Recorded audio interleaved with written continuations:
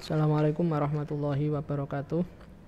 Bismillahirrahmanirrahim. Alhamdulillahirabbil alamin. Allahumma shalli ala sayyidina Muhammadin al-fatih lima ughliq wal khatim sabaq nasirul haqqi bil haqq wal hadi ila siratikal mustaqim wa ala alihi haqqa qadri wa miqdaril azim. Rabbi shrah li sadri wa yassir li amri wahlul 'uqdatam min lisani yafqahu qawli. Amin ya rabbal alamin. Alhamdulillah, pada kesempatan kali ini kita masih diberikan nikmat oleh Allah dalam bentuk kesehatan, kekuatan, dan juga motivasi, sehingga kemudian kita bisa melanjutkan kajian kita tentang bimbingan dan konseling, yang mana pada kesempatan kali ini kita akan mengkaji tentang jenis layanan bimbingan dan konseling. Yang pertama, jenis layanan yang pertama itu adalah layanan orientasi, ya. Layanan orientasi ya merupakan layanan yang memungkinkan peserta didik memahami lingkungan baru. Jadi di sini harapannya agar peserta didik memahami lingkungan barunya, terutama lingkungan sekolah dan objek-objek yang dipelajari untuk mempermudah dan memperlancar berperannya peserta didik di lingkungan yang baru itu. Jadi kalau istilahnya peserta didik itu paham ya dengan lingkungan barunya, maka semakin lancar ya peserta didik dalam menjalankan perannya itu. Sekurang-kurangnya diberikan 2 kali dalam 1 tahun, yaitu pada setiap awal semester. Jadi awal semester diberikan layanan orientasi agar peserta didik memahami tentang lingkungan dan juga lancar dalam menjalankan perannya di lingkungan baru tersebut. Nah, yang selanjutnya tujuan dari layanan orientasi adalah agar peserta didik dapat beradaptasi, jadi mampu beradaptasi dan menyesuaikan diri dengan lingkungan baru secara tepat dan memadai, yang berfungsi untuk mencegah dan pemahaman. Jadi di sini agar peserta didik mampu beradaptasi dan menyesuaikan diri agar supaya mencegah ya dari masalah dan juga paham dengan lingkungan barunya. Yang selanjutnya adalah layanan informasi, ya. Layanan informasi adalah layanan yang memungkinkan peserta didik menerima dan memahami berbagai informasi. Jadi agar supaya peserta didik paham dengan berbagai informasi ya, seperti informasi diri, informasi sosial, belajar, pergaulan, karir, dan juga studi lanjut. Nah, tujuan layanan informasi adalah untuk membantu peserta didik agar dapat mengambil keputusan secara tepat tentang sesuatu. Jadi karena diberi informasi tadi, harapannya agar bisa mengambil keputusan secara tepat ya dalam bidang pribadi, sosial, belajar maupun karir berdasarkan informasi yang telah diperoleh secara memadai. Layanan informasi pun ya berfungsi untuk pencegahan dan juga pemahaman. Jadi bisa mencegah permasalahan, bisa mencegah kesalahan-kesalahan, dan juga bisa memahamkan ya dalam berbagai hal. Yang selanjutnya adalah layanan penempatan dan penyaluran. Layanan penempatan dan penyaluran merupakan layanan yang memungkinkan peserta didik memperoleh penempatan dan penyaluran di dalam kelas. Jadi dari layanan ini ya peserta didik akan memperoleh penempatan dan juga penyaluran di dalam kelas, kelompok belajar, jurusan, program studi, program latihan, magang, kegiatan ekstra atau ekstrakurikuler ya sesuai dengan potensi, bakat, minat serta kondisi pribadinya ya. Jadi agar dia bisa ditempatkan, bisa disalurkan ya dalam kelas, kelompok belajar, prodi dan lain sebagainya itu, dan tentunya disesuaikan dengan potensi, bakat dan juga minat serta kondisi peserta didik tersebut. Nah, tujuannya adalah agar peserta didik dapat mengembangkan segenap bakat, minat, dan juga segenap potensi, agar dia bisa mengembangkan bakatnya, minatnya, dan juga potensinya.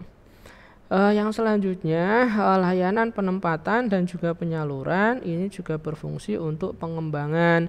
Jadi dari layanan ini ya harapannya siswa itu bisa melakukan pengembangan diri karena memang tahu ya sudah sudah ditempatkan dan juga disalurkan sesuai dengan potensi dan juga bakat minatnya, sehingga harapannya bisa berkembang.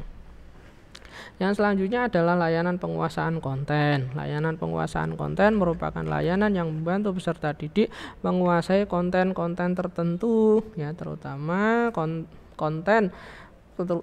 kompetensi atau kebiasaan yang berguna dalam kehidupan di sekolah. Jadi dia menguasai konten-konten tertentu, yang mana konten tersebut harapannya menambah kompetensinya dan menambah kompetensinya dan juga kebiasaannya dalam kehidupan di sekolah, keluarga maupun masyarakat.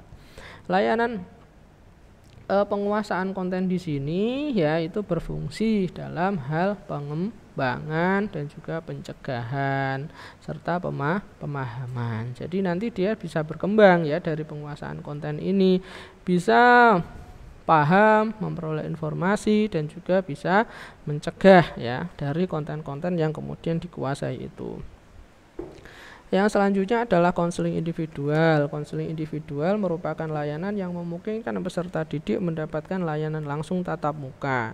Jadi di sini peserta didik mendapatkan layanan secara langsung ataupun tatap muka, yaitu dalam proses konseling, ya, dengan guru pembimbing atau guru BK untuk membahas dan mengentaskan permasalahan yang dihadapinya dan perkembangan di dirinya. Jadi dari pertemuan itu, ya, tatap muka itu dengan guru BK harapannya bisa menyelesaikan problemnya dan juga bisa mengembangkan dirinya. Dalam hal ini adalah peserta didik.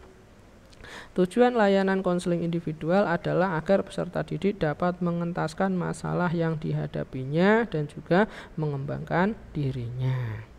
Layanan konseling individual berfungsi untuk pengentasan atau kuratif, ya.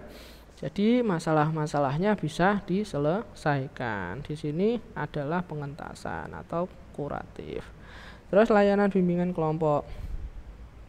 Layanan bimbing kelompok merupakan layanan yang memungkinkan sejumlah peserta didik secara bersama-sama melalui dinamika kelompok memperoleh bahan dan membahas pokok bahasan atau topik tertentu untuk menunjang pemahaman, pengembangan kemampuan sosial baik sebagai individu maupun sebagai pelajar. Jadi di sini, ya, istilahnya apa, ya, peserta didik itu dikelompokkan, ya, kemudian dari kelompok itu tadi harapannya bisa memulai yang namanya dinamika kelompok. Lah, dari dinamika kelompok itu harapannya bisa memperoleh bahan, ya, peserta didik itu bisa memperoleh bahan atau informasi dari teman kelompoknya, ataupun, ya, bisa membahas pokok bahasan ataupun topik-topik tertentu. Jadi dari pembahasan topik tertentu dia bisa mendapatkan informasi, yang mana dari dinamika kelompok itu peserta didik bisa memiliki pemahaman dan juga pengembangan, ya, kemampuan diri. Terus yang selanjutnya adalah selain itu kegiatan belajar, karya jabatan, serta untuk mengambil keputusan atau tindakan tertentu melalui dinamika kelompok, ya. Jadi banyak hal yang kemudian akan diperoleh dari layanan bimbingan kelompok. Kemudian layanan bimbingan kelompok berfungsi untuk pemahaman dan juga pengembangan. Jadi bisa berfungsi dalam pemahaman dan juga pengembangan diri peserta didik. Selanjutnya adalah konseling kelompok. Layanan konseling kelompok merupakan layanan yang memungkinkan peserta didik, ya, masing-masing anggota kelompok memperoleh kesempatan untuk pembahasan dan pengentasan permasalahan pribadi melalui dinamika kelompok, ya. Masalah yang dibahas itu adalah masalah pribadi yang dialami oleh masing-masing anggota kelompok.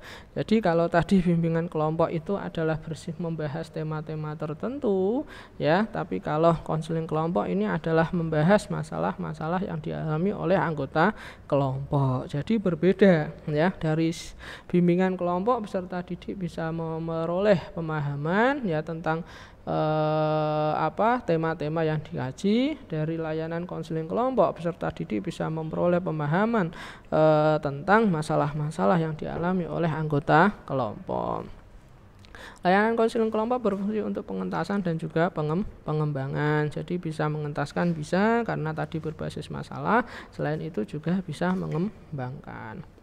Yang selanjutnya adalah layanan mediasi, merupakan layanan yang membantu peserta didik menyelesaikan permasalahan ataupun perselisihan dan memperbaiki hubungan antara peserta didik dengan konselor sebagai mediator. Jadi di sini sekali lagi layanan mediasi merupakan layanan ya yang membantu peserta didik menyelesaikan masalahnya ataupun dalam bentuk perselisihan. Yang mana di sini seorang konselor itu berperan sebagai mediator. Misalnya ada si A, ada si B sedang bermusuhan misalnya. Lah itu si konselor itu bisa menjadi yang namanya mediator ya, penengah ya di situ. Terus yang selanjutnya layanan mediasi berfungsi untuk pengentasan dan juga pengembangan. Jadi dari sini harapannya istilahnya peserta didik itu bisa terentaskan dari problematika dan juga bisa berkembang dari problematika yang kemudian sudah dilakukan itu, yang kemudian dimediasi oleh seorang konselor. Yang selanjutnya adalah layanan konsultasi. Pengertian layanan konsultasi dalam program BK adalah sebagai suatu proses penyedia bantuan teknis untuk konselor, orang tua, administrator, dan konselor lainnya dalam mengidentifikasi dan memperbaiki masalah yang membatasi efektivitas peserta didik atau sekolah. Sebab layanan konsultasi tidak merupakan layanan yang langsung ditunjukkan kepada konseli, tetapi secara tidak langsung melayani konseli melalui bantuan yang diberikan oleh orang lain. Jadi di sini layanan konsultasi itu tidak langsung diberikan kepada konseli, tapi melalui orang lain. Contohnya misalnya ada peserta didik ya, misal namanya si A, dia memiliki problem. Nah, konselor dalam memberikan layanan tidak langsung kemudian kepada peserta didik melalui misalnya konseling individu ataupun konseling kelompok, tapi dengan memberikan informasi kepada orang tua misalnya ataupun kepada guru kelas misalnya. Lah agar supaya orang tua ataupun guru kelas tadi bisa membantu konselor dalam menyelesaikan problem yang dialami oleh peserta didik tersebut. Layanan konsultasi berfungsi untuk pengentasan dan juga pengembangan. Jadi bisa mengentaskan permasalahannya dan juga bisa mengembangkan pribadinya atau dirinya. Yang selanjutnya adalah layanan advokasi ya. Layanan advokasi yaitu layanan bimbingan dan konseling yang membantu peserta didik untuk memperoleh kembali hak-hak dirinya yang tidak diperhatikan atau mendapat perlakuan yang salah sesuai dengan tuntutan karakter cerdas yang terpuji. Jadi di sini seorang guru BK harus membantu peserta didik agar bisa memperoleh hak-hak yang dimiliki ataupun hak-hak yang seharusnya diperoleh. Misalnya kalau peserta didik memiliki hak untuk diajar ataupun dibimbing, tapi kemudian ada guru misalnya yang nggak tahu, yang tidak pernah mengajar ataupun yang tidak pernah masuk kelas. Lah ini seorang guru BK harus mampu melakukan advokasi agar supaya peserta didik itu mendapatkan haknya untuk diberikan pembelajaran ya. Kan kadang seperti itu, ada guru yang mutung tidak mau ngajar ya. Lah itu kalian sebagai seorang calon guru BK harus mampu melakukan layanan advokasi. Ataupun ada hak-hak yang lain, misalnya guru melakukan pelecehan misalnya terhadap siswanya. Lah ini kita harus sebagai seorang konselor harus membela ya hak-hak peserta didik agar tidak dilecehkan.